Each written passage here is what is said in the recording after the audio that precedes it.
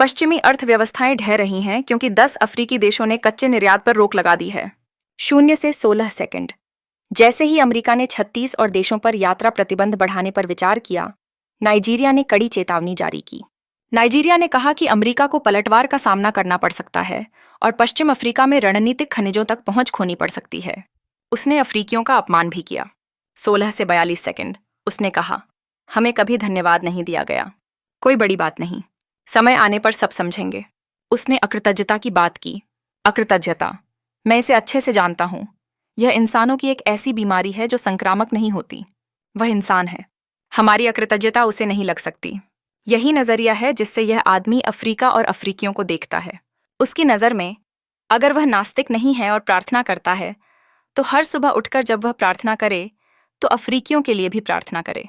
क्योंकि आज फ्रांस के अस्तित्व का श्रेय हमारे पूर्वजों को है, उसे हमारे लिए प्रार्थना करनी चाहिए। 46 सेकंड से 1 मिनट। अफ्रीकी देशों ने अचानक कच्चे निर्यात पर ब्रेक लगा दिया। कोबाल्ट पर ताला, सोना जब्त, कोकोआ के अनुबंध काट दिए गए और लिथियम महाद्वीप के भीतर ही बंद कर दिया गया। 1 मिनट से 1 मिनट 17 सेकंड। पश्चिमी बाजारों में अफरा तफरी मच गई। उद्योगों को कमी का सामना करना पड़ा और पुरानी व्यापार व्यवस्था हिल गई। लेकिन ऐसा अचानक क्यों हुआ? आइए जानते हैं।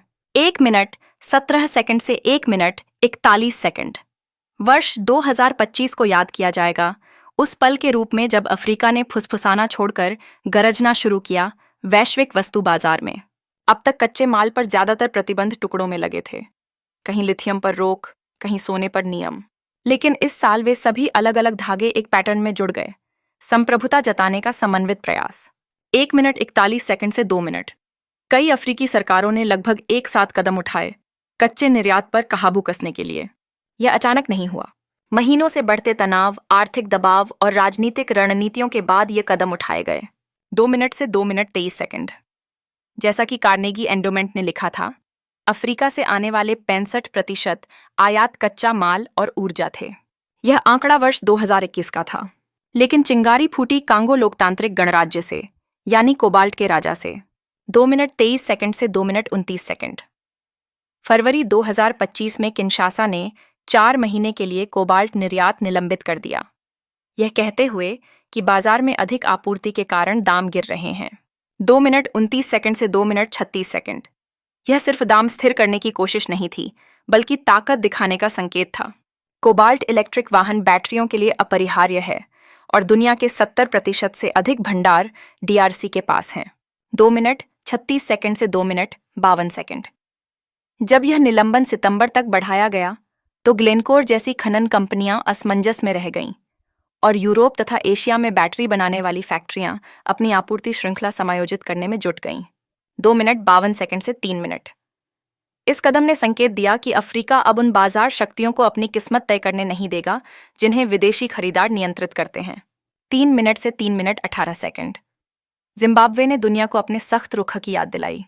दिसंबर 2022 में देश ने स्टैट्यूटरी इंस्ट्रूमेंट 213 पारित किया था, जिसके तहत कच्चे लिथियम अयस्क का निर्यात प्रतिबंधित हुआ। 3 मिनट 18 सेकंड से 3 मिनट 31 सेकंड। वर्ष 2025 तक इस प्रतिबंध का सख्ती से पालन होने लगा और जून में सरकार ने कच्चे क्रोम निर्यात पर भी रोक को 2 गुना मजबूत कर दिया। 3 मिनट 31 सेकंड से 3 मिनट 58 सेकंड। यह कोई प्रतीकात्मक कदम नहीं था। जिम्बाब्वे का लिथियम और क्रोम वैश्विक आपूर्ति में केंद्रीय भूमिका निभाता है। सालों तक वहां से कच्चा अयस्क ढेरों मात्रा में बाहर जाता रहा, सिर्फ अब विदेश में परिष्कृत होकर कई गुना दाम में वापस बिकने के लिए। अब दरवाजा बंद करके जिम्बाब्वे ने मांग रखी, रिफाइनरी और बैटरी ग्रेड कारखाने उसकी जमीन पर ही बनेंगे। निर्णय अब केवल अपनी सीमाओं के भीतर नहीं रहे, बल्कि वैश्विक व्यवस्था तक गूंज उठे। यूरोप की चॉकलेट उद्योग इसका एक और उदाहरण बनी। कोट डीआईवोर के फैसले ने आगामी 2025-26 मौसम के लिए कोकोआ अनुबंधों को घटा दिया और इससे बाजारों में हलचल मच गई। दशकों तक यूरोप अनुमानित मात्रा में मिलने वाले कोकोआ पर निर्भर रहा था, जिससे बहु-अरब डॉलर की चॉकलेट उद्योग फलती फूलती रही। लेकिन जब घाना और कोट डीआईवोर ने जीविका आय भिन्नता के जरिए ऊंची कीमतें लागू कीं और अब मात्रा भी घटा दी, तो नेस्ले और बैरी कैलेबाउट जैसी बड़ी चॉकलेट कंपनियां बढ़ती लागत और घटते मुनाफे से जूझने लगीं।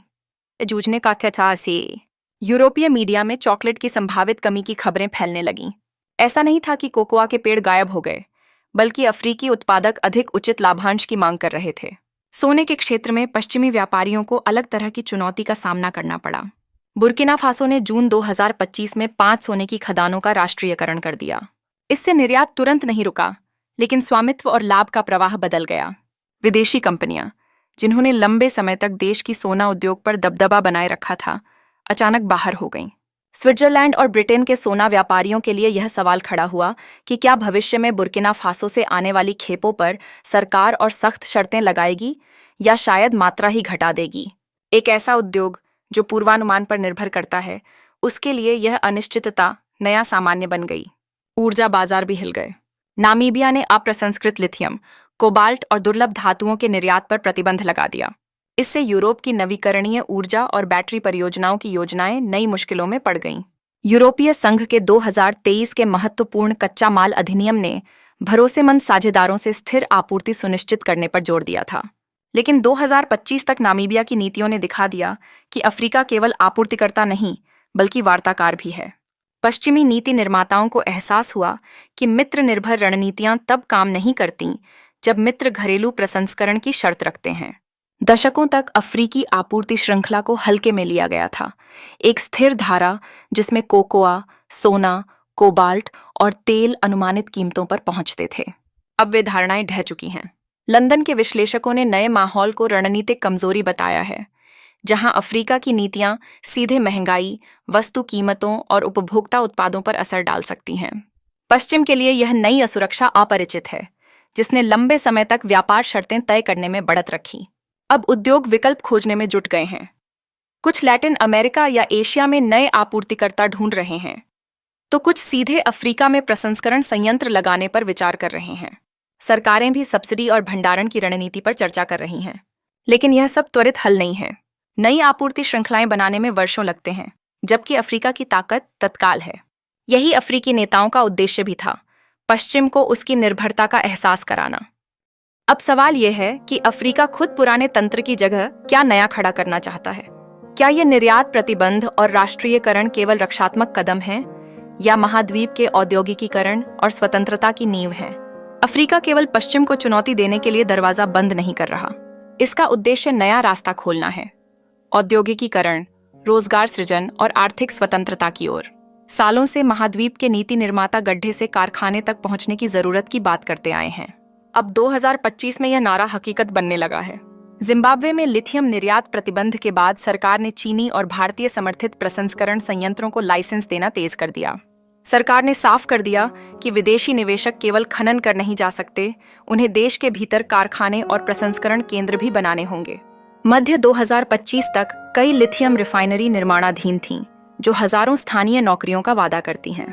नामीबिया ने भी 2023 के फैसले के बाद यूरोपीय और चीनी कंपनियों से साझेदारी कर घरेलू संयंत्र स्थापित करने पर बातचीत की। संदेश स्पष्ट था, नामीबिया के खनिज तभी दुनिया तक जाएंगे जब वे पहले देश में मूल्यवर्धित होकर निकलें। पश्चिम अफ्रीका में कृषि क्षेत्र भी इसी राह पर है। घाना ने कोकोआ कीमतें बढ़ाने के साथ घरेलू प्रसंस्करण संयंत्र भी बढ़ाए हैं, ताकि केवल बीन्स के बजाय चॉकलेट और कोकोआ बटर निर्यात किए जा सकें। कोट डिआइवोर ने भी अबिजान में नए संयंत्रों में निवेश किया है।